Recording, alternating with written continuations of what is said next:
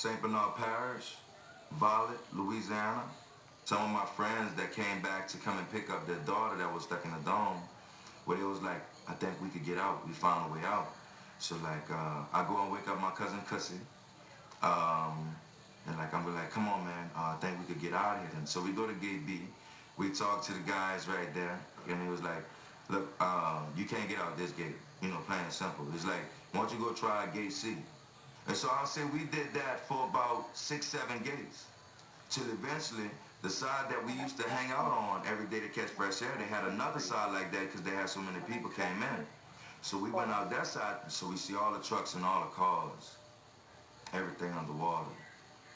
And the water was rising, but we made a decision. We wasn't going back inside the Superdome. And then like, by the time we got out, they had like some news cameras came, some news reporters, and they paddled up on their boats to us, to the ramp. And I was like, where are you guys going?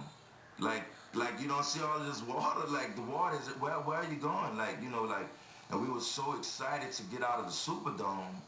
So we was like, anywhere but inside of there. I'm parked on the back side of the Superdome. I think my truck is, you know, is okay. It's a little bit higher up. And I told him the way down. Well, me and this guy named George, we took off towards my truck. But when we got there, you know, probably about 15 minutes later, because it took so long to walk through the water, I spotted the truck, and it was up to my tires. And I like felt the blessing, but I kind of knew it, you know. You know, I'm pretty spiritual, you know, believe in God, and I felt that he was gonna have my truck waiting. I really did. But anyway, we get to the truck. The water was rising, it still was coming up. We get to the truck, it was on the ramp a little bit.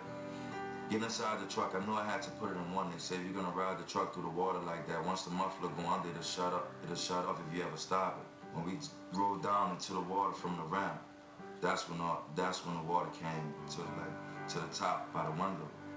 And he was on the back side, but it never crossed over the back. Never came in the inside. Of course, I prayed the whole time.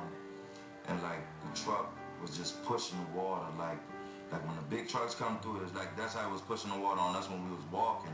Like, just like almost like coming to your shoulders and stuff. But so I was doing the same thing when my truck was coming through the water. And like, the people was looking like, you know, like, wow, the truck just still was riding. And that was from all the way from the back of the parking lot all the way to around the side to Padres. When I got to Padres, I had to stop the truck one time because that was one of the things that touched me. This old lady and her daughter was pulling on a wheelchair, and the water just was pushing towards them.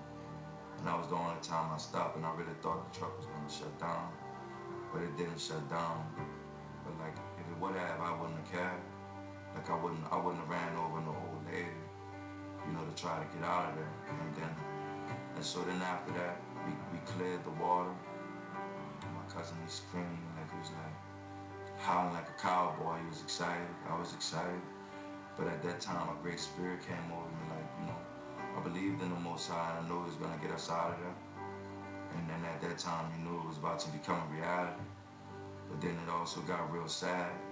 Like, I started passing my people. And like, some people started catching a ride with me to the convention center.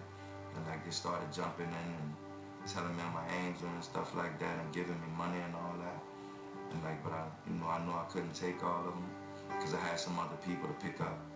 And when I got there, like, it was like 19 people total that loaded up my truck, you know, and like, we was able to pull out of that. Next time. At the second line, on the corner of St. Claude and Ursulines, stepping with the percussion, buck jumping with the tuba, the saxophone, the trombones, and the trumpets. Have the best time of your life until the guns start busting. Orleans and Broad, and then the police rush in.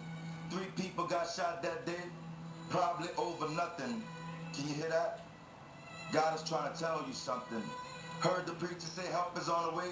The cavalry must be coming. Some of the brothers standing, but look at the Negroes running. The little boy drumming, trying to tell someone to tell someone to tell someone, so they can receive the Holy Ghost, the Father and the Son. Might already be standing in front of them, but either they're too smart or too dumb.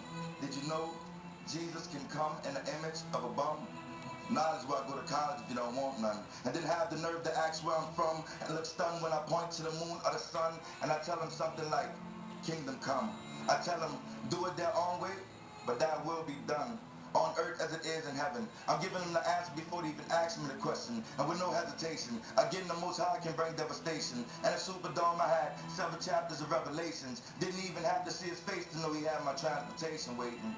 To get that through the water, we all was waiting. From babies to a 6 or 7-year-old lady. Held the crucifix and prayed. The truck felt like it levitated. The water was 3 feet and rising, but the F-150 still made it.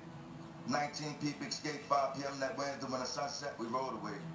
Hungry, tired, dehydrated, but live to fight another day. But not before passing by the convention center like the only truck in the parade. People offered to pay, but I didn't have any more room or any more space. I hated, did more crying instead of celebrating because I couldn't take someone else to safety that day.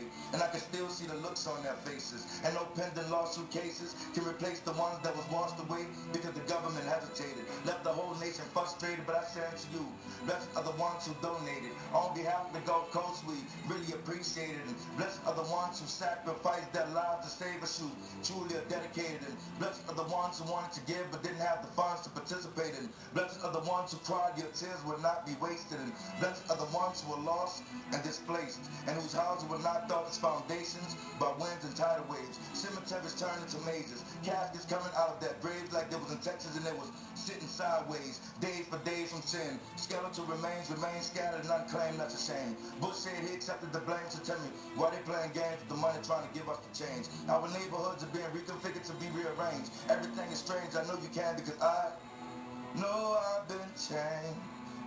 The angels in heaven done sign my name, I proclaiming Jesus done led me through the fire, the storm, the hurricane, and the rain. Broke off the chains, loosened up the hands, then kicked in the frame. You don't even have to remember my name.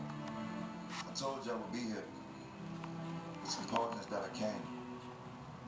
I'm leaving, but I'll be back again. You be there.